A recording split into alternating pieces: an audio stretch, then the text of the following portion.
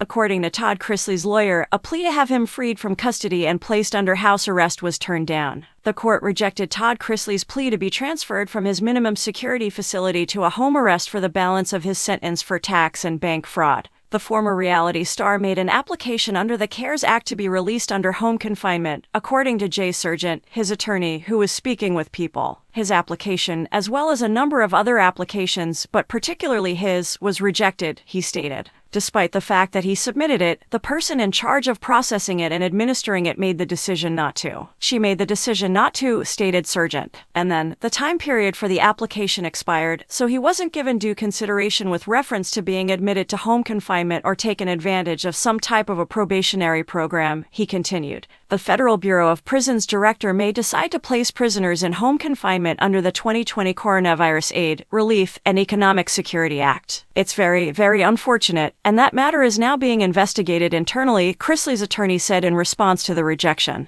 Despite his prison sentence, we believe there was no justification for it not to be handled, Sargent continued. The Chrisley Knows Best star and his wife, Julie Chrisley, were found guilty of defrauding banks out of more than $30 million by providing false financial statements to make them appear wealthier than they actually were. Savannah Chrisley and her brother Chase Chrisley claimed on their podcast, Unlocked with Savannah Chrisley, that the prisons their parents were housed in were unfit for their intended use. The siblings said that the prisons featured black molds, asbestos, and, in the case of Julie, snakes slithering on the floor. Chase said, they are both in states where it gets to be 100+ degrees and there's no air conditioning. According to People, Todd and Julie were living in squalor and 100-degree temperatures in their individual facilities, according to Sargent, which seemed to support their assertions.